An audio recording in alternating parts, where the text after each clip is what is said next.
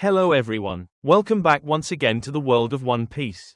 Today, we're going to talk about something interesting involving the three monsters of the Straw Hat crew, Luffy, Zoro, and Sanji. At this point, it's starting to look like all of this might not be just a coincidence. And it could actually be setting up new plot developments and new fire-related abilities.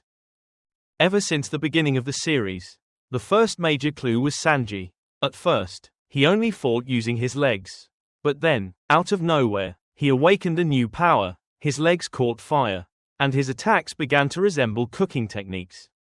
Then suddenly, Luffy, whose body is made of rubber, pulled out the Red Hawk, a flaming punch that he could even use underwater. At the time, everyone was surprised. How could Luffy suddenly use a fire attack similar to Sanji's? But since he's the main character, fans could still accept him having multiple abilities.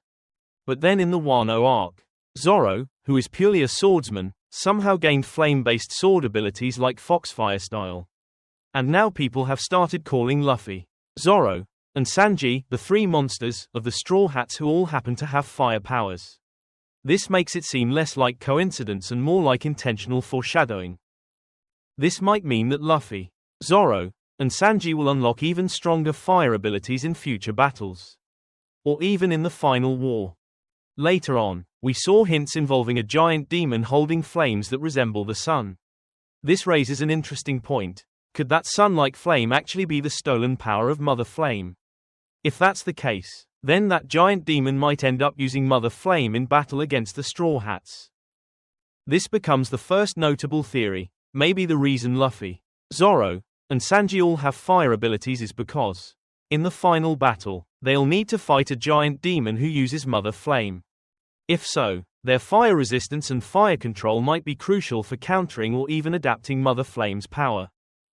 But that's only the defensive side of the theory. What's even more interesting is whether Luffy, Zoro, and Sanji could potentially absorb or convert the Mother Flame used by that giant demon into their own power. This leads to the idea that their fire abilities may eventually evolve into something connected to Mother Flame itself, possibly even becoming part of their final power-ups. And if we look back at ancient history, there are stories suggesting that humans in ancient times interacted with fire in extraordinary ways. This implies that fire-based powers might have existed since ancient eras like the Age of Joy Boy. So maybe, in the distant past, there were warriors similar to Zoro and Sanji who fought alongside Joy Boy using fire abilities. If that's true, then the parallels between the past and the present are intentional. That would also mean that Luffy, Zoro, and Sanji might end up using fire powers in the same way ancient fighters once did.